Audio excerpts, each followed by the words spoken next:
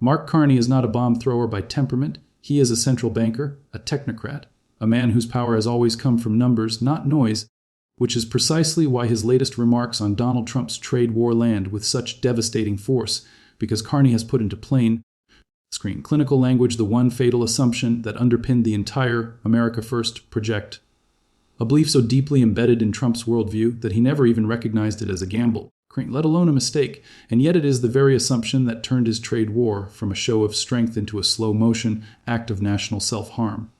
In Carney's telling, the error is deceptively simple. Trump acted as if the United States could rewrite the rules of global trade unilaterally, as if size alone guaranteed victory. As if in an interconnected world there were still such a thing as a clean win for one country and a clean loss for everyone else. He assumed, in other words, that trade is a zero-sum battlefield where America, by virtue of its GDP and military, could dictate terms and others would simply swallow the pain. Carney, who has watched capital flows and supply chains move in real time from his vantage points at the Bank of Canada, the Bank of England, and international forums, is blunt. That is not how the 21st century economy works, and the evidence is now written in the weakened bargaining position and frayed alliances Trump left behind. When Trump slapped tariffs on steel and aluminum from allies like Canada and the EU under the absurd banner of national security, he was not just taxing foreign metal. He was taxing integrated North American and transatlantic supply chains in which American workers, Canadian miners, Mexican auto plants, and European manufacturers all combine to produce the very things U.S. consumers buy. Carney's point is brutal. You cannot surgically hurt them without hurtings. When MOs are wrapped around each other in complex production networks. Tariffs did not magically force factories back to Ohio and Michigan. They raised input costs, invited retaliation, and pushed companies to reroute around the United States where they could.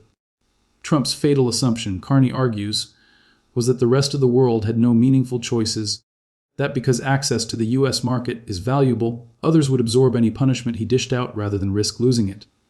But as Carney patiently explains, the post-war system Trump inherited had spent 70 years building precisely the opposite reality: multiple trading blocs, alternative finance centers, and parallel agreements that allow countries to hedge their bets. So when Trump tore up the Trans-Pacific Partnership, Canada and others simply went ahead without him. When he threatened to blow up NAFTA, Ottawa and Mexico City called his bluff, negotiated around the edges, and came out with USMCA tweaks that did little to alter the basic architecture of continental trade. When he swung wildly at China with tariffs, Beijing dug in, diversified suppliers, and doubled down on building its own spheres of influence. In each case, Carney notes, the same pattern emerged. Trump assumed that escalating confrontation would force capitulation. Instead, it accelerated diversification away from the United States. That is the real backfire, hidden behind the noise of talking points and cable segments, an erosion of leverage that will outlast any single presidency. Carney's most cutting observation, the one that should make every American listening sit up straight, is that Trump never seemed to grasp the difference between absolute and relative power. Yes, the United States is enormous. Yes, its economy is still the largest in the world. Yes, the dollar remains dominant. But what matters in trade negotiations is not just how big you are in isolation, it is how replaceable you are in key sectors, how many alternative buyers and sellers exist, how costly it is for others to go around you. Trump behaved as if American farmers could always find markets and foreign buyers could never find new suppliers. Then his trade war hit, China retaliated, and American soybeans rotted in silos while Brazil gleefully grabbed market share. Trump assumed foreign capital would flock to U.S. assets in any storm. Regardless of how much chaos he introduced, Carney points out that in reality, investors and central banks around the world began quietly stress-testing scenarios in which the U.S. was no longer the predictable anchor it had been, accelerating conversations about alternative payment systems and local currency deals. Trump assumed allies, especially Canada, his quiet northern neighbor, would grumble but ultimately yield when he threatened them, because that is how he has always treated partners in business. Instead, Canada imposed carefully calibrated counter-tariffs, took the U.S. to the WTO, deepened ties with Europe and Asia, and even began saying no to things Washington had long taken for granted, from certain energy deals to, as we have seen, literal shipments of American waste. Carney's critique bites hardest here. He says Trump never internalized that in a deeply networked system, the signal you send matters as much as the immediate policy. Announcing to the world that trade wars are good and easy to win, while casually humiliating allies on stage does not just change tariff schedules. It changes how other countries assess the reliability of the United States as a long-term partner. Once that doubt sets in, even when tariffs later come down, the memory does not. Contracts are rewritten with new escape clauses. Investment is redirected to reduce exposure to Washington's mood swings. And as Carney notes, every time a leader like Trump proves he is willing to weaponize trade and finance tools for short-term domestic applause, it strengthens the hand of those abroad who argue that the world needs more distance from the dollar and from U.S. institutions. The fatal assumption goes even deeper, into Trump's basic misreading of what a trade deficit is. From the earliest rallies, green, he hammered the slogan that a trade deficit means they're winning and we're losing, as if a country that imports more in goods than it exports is by definition being ripped off. Carney, like every serious economist, calls this out as economic illiteracy. A deficit can reflect strong domestic demand, a surplus of capital inflows, the global role of your currency. It can signal that your consumers are rich enough to buy more than you sell. In Trump's mind, however, the deficit with China or Canada was a scoreboard of humiliation that had to be reversed by force. That's what drove him to impose tariffs that functioned as taxes on his own citizens, raising prices without addressing the underlying structural issues. Productivity, education, automation, corporate offshoring decisions that actually shape where goods are made. Carney's indictment is stark. Instead of using America's strengths, the depth of its capital markets, the magnetism of its universities, the innovation of its firms, to write the rules of digital trade, services, and green technology, Trump fixated on the 19th century image of ships stuffed with steel and soybeans, and tried to bully his way back into an industrial landscape that no longer exists in that form. As a result, the U.S.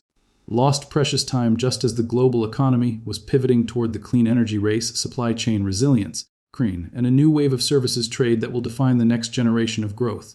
While Trump was threatening to slap tariffs on BMWs and Chinese toys, Europe was cementing ambitious trade and climate deals, Asia was knitting together regional agreements, and Canada was positioning itself as a reliable, rules-based hub at a moment when the U.S. seemed to be flirting with transactional chaos. Carney also zeroes in on something Americans rarely see but policymakers discuss constantly, accruing us trust premiums and risk discounts. For decades, the U.S. has enjoyed what he calls a trust dividend, the benefit of being seen as a predictable, legally stable anchor of the global system. That trust shows up in lower borrowing costs, willingness by other countries to hold U.S. debt, and a general readiness to accept American leadership in setting standards.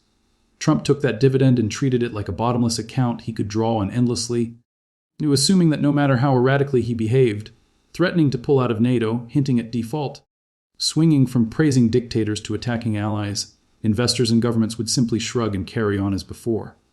Carney's warning is that this is not a free good. It can be eroded. Every tweet declaring that trade wars are easy to win, without any coherent strategy behind it, every tariff announced and then reversed on a whim, every public demand that allies pay tribute or face punishment chips away at the perception that the U.S. is a rational, steady partner. The irony, Carney notes, is that Trump justified these moves in the name of sovereignty and independence, while making America more vulnerable to the very leverage he feared, by pushing others to explore alternatives, whether it's Europe and China talking about payment systems outside WFT, or Canada and Asia finalizing trade pacts that explicitly do not require U.S. participation. He helped build the very exit ramps that future rivals may use to bypass American influence. Perhaps the most haunting part of Carney's analysis is his insistence that Trump's trade war inflicted damage not only abroad but directly inside the American heartland he claimed to champion. Korean retaliatory tariffs slammed U.S. agriculture. Washington rushed out subsidy packages to calm farmers, effectively admitting that its own policy had harmed them enough to require government rescue. Carney's dry verdict, if you're winning, strategy requires emergency aid to the people you said would be helped. Something has gone fundamentally wrong in your assumptions. Meanwhile, manufacturers that had built their business models around stable cross-border supply chains found themselves whipsawed by uncertainty, never sure which products would be hit next, whether exemptions would hold, whether allies would respond in kind. Investment decisions were delayed or redirected. In the auto sector, where parts can cross the U.S.-Canada-Mexico border half a dozen times before a car rolls off the line, the threat of blanket tariffs introduced a level of risk that no tweet could erase. Trump assumed that by threatening extreme measures he could force concessions and then pull back without lasting cost. Carney argues the opposite in finance and trade. Repeated empty threats create what the markets see as a reputational scar, a lingering sense that this is a jurisdiction where rules can change overnight. In the end, Carney's exposure of Trump's fatal trade war assumption is not just a policy critique. Creed is a character study of a man who brought a real estate developer's mindset into a world of complex, interdependent systems. In Manhattan, Trump could sue, stall, bluff, and often strong-arm smaller contractors into swallowing losses because they had fewer options. But countries are not subcontractors. Canada is not a minor vendor on one of his buildings. China is not a local bank he can threaten with bad press. The assumption that they would all behave as if they were, that they would take his abuse, accept his tariffs, and still come back to the table grateful for the business, is what Carney labels, with understated Canadian politeness, a misreading of the modern global economy. Others put it less gently, it was arrogance dressed up as strategy. And now, as the dust starts to settle, the costs of that misreading are visible: a more fragmented trading system, allies who are more self-protective, competitors emboldened, and a United States that must work harder than before to convince partners that it will not weaponize tomorrow what it promises today. Trump sold his supporters on the idea that he was a master negotiator who understood leverage better than any previous president. Mark Carney's verdict, backed by years of data and lived experience at the top of the financial world, is the opposite. Trump confused intimidation with leverage, assumed dominance where there was only interdependence, and in doing so turned America's greatest strengths, its alliances, its credibility, its central position in the world economy, into bargaining chips he tossed around carelessly. The world, Carney is effectively saying, has started to price that in. The question now is whether Americans will, before another round of easy trade wars takes what remains of that trust dividend and throws it away.